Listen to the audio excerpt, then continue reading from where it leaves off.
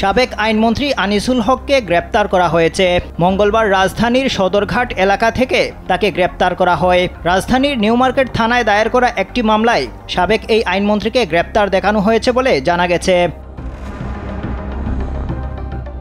2014 সালের 5 জানুয়ারি অনুষ্ঠিত সাধারণ নির্বাচনে আনিসুল হক ব্রাহ্মণবাড়িয়ার কসবা ও আখাউড়া উপজেলা নিয়ে গঠিত জাতীয় সংসদের ব্রাহ্মণবাড়িয়া 4 আসন থেকে বাংলাদেশ আওয়ামী লীগের প্রার্থী হিসেবে সংসদ সদস্য নির্বাচিত হন। তিনি 9 জানুয়ারি 2014 তারিখে সংসদ সদস্য হিসেবে শপথ গ্রহণ করেন। এরপর 2014 সালের 12 জানুয়ারি তাকে শেখ হাসিনার তৃতীয় মন্ত্রিসভায় অন্তর্ভুক্ত করা হয় এবং আইন, বিচার ও সংসদ বিষয়ক মন্ত্রণালয়ের মন্ত্রী হিসেবে দায়িত্ব দেওয়া হয়।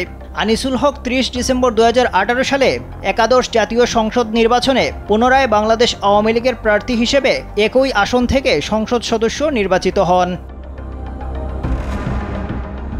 3 জানুয়ারি 2019 সালে সংসদ সদস্য হিসেবে শপথ গ্রহণ করেন তিনি। এরপর 2019 সালের 7 জানুয়ারি শেখ হাসিনার চতুর্থ মন্ত্রিসভার সদস্য হিসেবে শপথ গ্রহণ করেন। এই মন্ত্রিসভায় তাকে পুনরায় আইন, বিচার ও সংসদ বিষয়ক মন্ত্রণালয়ের মন্ত্রীপদে নিযুক্ত করা হয়। তিনি বাংলাদেশের ইতিহাসে পরপর দুবার আইন, বিচার ও সংসদ বিষয়ক মন্ত্রণালয়ের মন্ত্রী হিসেবে দায়িত্ব পালনকারী প্রথম ব্যক্তি। সর্বশেষ গত 5 আগস্ট ছাত্র জনতার আন্দোলনের মুখে দেশ ত্যাগ করেন প্রধানমন্ত্রী শেখ হাসিনা।